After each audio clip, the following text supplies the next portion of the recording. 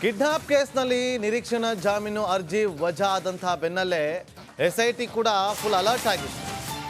ಎಲ್ಲಿದ್ದಾರೆ ಭವಾನಿ ರೇವಣ್ಣ ಅನ್ನುವ ಸುದ್ದಿ ಹರಿದಾಡ್ತಾ ಇತ್ತು. ಆದರೆ ಈಗ ಸರೆಂಡರ್ ಆಗ್ತಾರೆ ಇವತ್ತು ಅನ್ನುವ ಮಾಹಿತಿ ರಿಪಬ್ಲಿಕ್ ಕನ್ನಡಕ್ಕೆ ಲಭ್ಯವಾಗಿದೆ.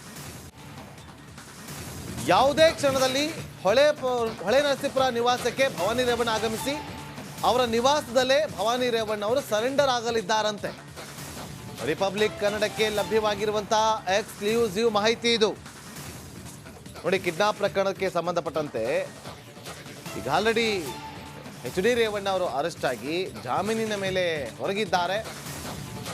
ಮತ್ತೊಂದು ಕಡೆ ಪ್ರಜ್ವಲ್ ರೇವಣ್ಣ ನಿನ್ನೆಯಷ್ಟೇ ಭಾರತಕ್ಕೆ ವಾಪಸ್ಸಾಗಿ SIT ಅವರನ್ನು ಅರೆಸ್ಟ್ ಮಾಡಿ ಪೊಲೀಸ್ ಕಸ್ಟಡಿಯಲ್ಲಿದ್ದಾರೆ. ಇದರ ನಡುವೆ ಭವಾನಿ ರೇವಣ್ಣ ಕೂಡ ಸರೆಂಡರ್ ಆಗಲಿದ್ದಾರಂತೆ. ಮನೆಗೆ ಹೋಗ್ತಾ ಇದ್ದಂತೆ ಸರೆಂಡರ್ ಆಗ್ತಾರ ಅಥವಾ SIT ಅವರೇ ಅರೆಸ್ಟ್ ಮಾಡ್ತಾರಾ ಕಾದ್ ನೋಡ್ಬೇಕು. ಅದು ಇವತ್ತೇ ಆಗತ್ತೆ ಅನ್ನುವ ಮಾಹಿತಿ ರಿಪಬ್ಲಿಕ್ ಕನ್ನಡಕ್ಕೆ ಲಭ್ಯ ಆಗಿದೆ.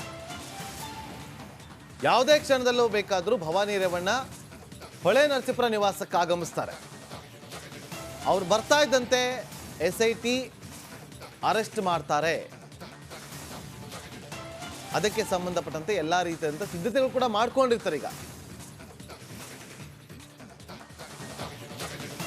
ಇಡೀ ರೇವಣ್ಣ ಅವರ ಕುಟುಂಬಕ್ಕೆ ಈಗ ಕಂಟಕ, ಸಂಕಷ್ಟಗಳ ಮೇಲೆ ಸಂಕಷ್ಟ. ಪುತ್ರನ ಮೇಲೆ, ಪ್ರಜ್ವಲ್ ರೇವಣ್ಣನ ಮೇಲೆ 3 FIR. ಆ FIRಗೆ ಸಂಬಂಧಪಟ್ಟಂತೆ ಕಸ್ಟಡಿಯಲ್ಲಿದ್ದಾರೆ. ಅರೆಸ್ಟ್ ಆಗಿ ಭವಾನಿ ರೇವಣ್ಣ ಅರೆಸ್ಟ್ ಆದ ಬಳಿಕ ಪ್ರಜ್ವಲ್ ರೇವಣ್ಣ ಅವರು ಅರೆಸ್ಟ್ ಆಗಿದ್ದಾರೆ. ಅರೆಸ್ಟ್ ಆದ ಬಳಿಕ ಪೊಲೀಸ್ ಕಸ್ಟಡಿಯಲ್ಲಿದ್ದಾರೆ. ಅವರನ್ನು ತೀವ್ರ ವಿಚಾರಣೆಗೆ ಒಳಪಡಿಸಿದ್ದಾರೆ. ಈಗ ಮತ್ತೊಂದು ಕಡೆ ಭವಾನಿ ರೇವಣ್ಣ ಕೂಡ ಸರೆಂಡರ್ ಆಗ್ತಾರಂತೆ. ಕಿಡ್ನಾಪ್ ಪ್ರಕರಣ ರಾಜ್ಯ ರಾಜಕೀಯದಲ್ಲಿ ಸಂಚಲನವನ್ನು ಸೃಷ್ಟಿ ಮಾಡಿದಂಥ ಪ್ರಕರಣ.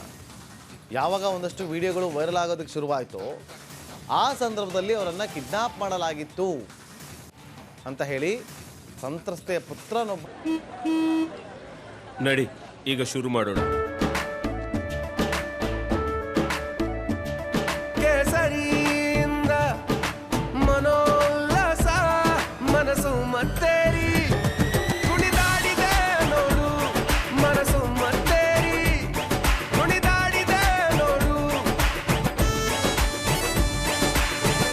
ಕ್ಷಣ ಕ್ಷಣವೂ ಆಚರಿಸಿ ಕೇಸರಿ ಹಬ್ಬ. ವಿಮಲ್ ಬಾಯಲ್ಲಿ ಹೇಳಿ ಕೇಸರಿ. ಕಂಪ್ಲೇಂಟ್ ಅನ್ನ ಕೊಟ್ಟಿತ್ತು. ಆ ಕಂಪ್ಲೇಂಟ್ ಆಧರಿಸಿ ತನಿಖೆ ಕೂಡ ನಡೆದಿತ್ತು. SIT FIRನ ತೆಗೆದುಕೊಂಡು ಏನೆಲ್ಲ ಮಾಹಿತಿ ಬೇಕೋ ಆ ಎಲ್ಲ ಮಾಹಿತಿಗಳನ್ನು ಕೂಡ ಕಲೆ ಹಾಕ್ತಾ ಇದ್ರು. ಈಗ ಭವಾನಿ ರೇವಣ್ಣ ಸರೆಂಡರ್ ಆಗ್ತಾರಂತೆ. ಅದು ಇವತ್ತು ಕೆಲವೇ ಕ್ಷಣಗಳಲ್ಲಿ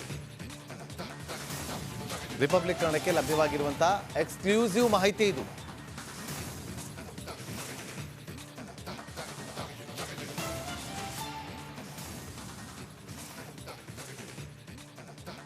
ಮತ್ತಷ್ಟು ಮಾಹಿತಿಯನ್ನು ಕೊಡೋದಕ್ಕೆ ನಮ್ಮ ಪ್ರತಿನಿಧಿ ದಿವೀತ್ ಈಗ ಹೊಳೆ ನರಸೀಪುರ ನಿವಾಸದಿಂದಲೇ ನಮ್ಮೊಂದಿಗೆ ಲೈವ್ನಲ್ಲಿ ಜಾಯ್ನ್ ಆಗಿದ್ದಾರೆ. ದಿವೀತ್, ಈ ಒಂದು ಬೆಳವಣಿಗೆ ಸರೆಂಡರ್ ಆಗ್ತಾರಂತೆ ಭವಾನಿ ರೇವಣ್ಣ ಅವರು.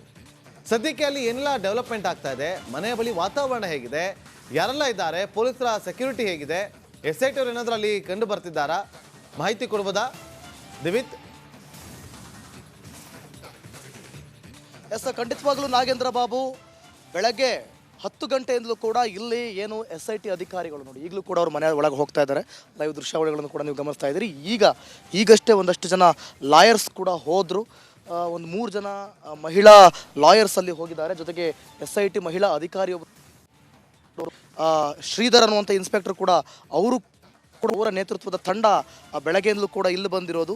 ಜೊತೆಗೆ ಸದ್ಯಕ್ಕೆ ಇಲ್ಲಿ ಕುಟುಂಬಕ್ಕೆ ಸಂಬಂಧಪಟ್ಟಂತೆ ಯಾರು ಕೂಡ ಇಲ್ಲ. ಇಲ್ಲಿ ಸಿಬ್ಬಂದಿಗಳು ಇಲ್ಲಿ ಏನೇನು ನಡೀತಾ ಇದೆ, ಜೊತೆಗೆ ಇಲ್ಲಿ ಏನೇನು ವಿಚಾರಣೆಗಳನ್ನ ಮಾಡ್ತಿದ್ದಾರೆ, ಇಲ್ಲಿ ಆಗ್ತಿರುವಂಥ ಬೆಳವಣಿಗೆಗಳನ್ನು ಬೆಂಗಳೂರಿನ SIT ಹಿರಿಯ ಅಧಿಕಾರಿಗಳಿಗೆ ಕಳಿಸ್ಕೊಡ್ತಾ ಇರುವಂಥದ್ದು. ಆದರೆ ಈಗಷ್ಟೇ ಬಂದಿರುವಂಥ ಮಾಹಿತಿ ಏನು ಅಂತಂದರೆ, ಭವಾನಿ ರೇವಣ್ಣನವರು ಮನೆಗೆ ಆಗಮಿಸಿ ಸರೆಂಡರ್ ಆಗಬಹುದು ಅಂತೇಳಿ. ಯಾಕೆಂತಂದರೆ ಇವತ್ತು 2ನೇ ನೋಟಿಸ್ ಕೊಟ್ಟಂಥ SIT 10 ರಿಂದ 5 ಗಂಟೆ ಒಳಗಡೆ ಆ ಮಧ್ಯದಲ್ಲಿ ನೀವು ಇದೇ ಮನೆಯಲ್ಲಿರಬೇಕು, ಇದೇ ಮನೆಯಲ್ಲಿ ಇದ್ಕೊಂಡು ವಿಚಾರಣೆಗೆ ಹಾಜರಾಗಬೇಕು ಅಂತಿದ್ದರಿಂದ ಒಂದು ವೇಳೆ ಅನಾರೋಗ್ಯದ ಕಾರಣವೋ ಅಥವಾ ಬಂಧನದ ಭೀತಿಯಿಂದಲೋ ಅವರೇನಾದರೂ ದೂರ ಉಳ್ಕೊಂಡ್ರೆ ಅದೆಲ್ಲಿ ತಪ್ಪು ಸಂದೇಶ ರವಾನೆ ಆಗುತ್ತೋ ಅನ್ನುವಂಥ ಒಂದು ರೀತಿಯಲ್ಲೂ ಕೂಡ ಕಂಡು ಬರ್ತದೆ. ಒಂದು ವೇಳೆ ಅಕಸ್ಮಾತ್ ಅವರಿಗೆ ಏನೋ ರವಾನೆ ಆಗ್ಬೋದು. ದಿವೇತಾ ಮತ್ತೆ ನಿಮ್ಮನ್ನ ಸಂಪರ್ಕ ಮಾಡ್ತೀವಿ. ನೋಡಿ, ಈಗ ಬೆಳಗ್ಗಿನಿಂದಲೂ ಕೂಡ ಅಧಿಕಾರಿಗಳು ಅಲ್ಲಿ ನಿವಾಸದ ಬಳಿ ಇದ್ದಾರೆ ಅಂತೇಳಿ ಈಗ ತಿಳಿದು ಬರ್ತಾ ಇದೆ. ಅಧಿಕಾರಿಗಳಂತೂ ಇದ್ದಾರೆ. ಅಲ್ಲಿಂದ ಕ್ಷಣದ ಅಪ್ಡೇಟನ್ನು ಕೂಡ ತಮ್ಮ ಹಿರಿಯ ಅಧಿಕಾರಿಗಳಿಗೆ ರವಾನೆ ಮಾಡುವಂಥ ಕೆಲಸವನ್ನು ಮಾಡ್ತಾ ಇದ್ದಾರೆ. ಒಂದು ಕಡೆ ಸಂಕಷ್ಟದ ಮೇಲೆ ಸಂಕಷ್ಟ. ನೋಡಿ, ತಪ್ಪು ಮಾಡಿದ ಮೇಲೆ ಶಿಕ್ಷೆ ಅನ್ನೋದಿದ್ದೇ ಇರುತ್ತೆ. ತಪ್ಪು ಮಾಡಿಲ್ಲ ಅನ್ನೋದಾಗಿದ್ದರೆ ಪ್ರಜ್ವಲ್ ರೇವಣ್ಣ ಯಾಕೆ 34 ದಿನ ವಿದೇಶದಲ್ಲಿ ತಲೆಮರೆಸ್ಕೊಳ್ಬೇಕಾಗಿತ್ತು? ತಕ್ಷಣವೇ ಬಂದು ತಾನು ತಪ್ಪು ಮಾಡಿಲ್ಲ ಅಂತ ಹೇಳಿ ಘಂಟಾಘೋಷವಾಗಿ ಘೋಷಣೆ ಮಾಡ್ಕೋಬೋದಿತ್ತು. ಎಲ್ಲೋ ಕೂತು ವಿದೇಶದಲ್ಲಿ ತಲೆಮರೆಸ್ಕೊಂಡು ಆ ಬಳಿಕ ದೊಡ್ಡಗೌಡರು ಎಚ್ಚರಿಕೆಯನ್ನು ಕೊಟ್ಟ ಬಳಿಕ ಬೆಂಗಳೂರಿಗೆ ಬಂದು ಅಲ್ಲಿ ಅರೆಸ್ಟ್ ಆಗಿ ಈಗ ಕಸ್ಟಡಿಯಲ್ಲಿದ್ದಾರೆ. ಕಾದ್ ನೋಡೋಣ ಎಷ್ಟೊತ್ತಿಗೆ ಬಂದು ಸರೆಂಡರ್ ಆಗ್ತಾರೆ ಅಂತೇಳಿ.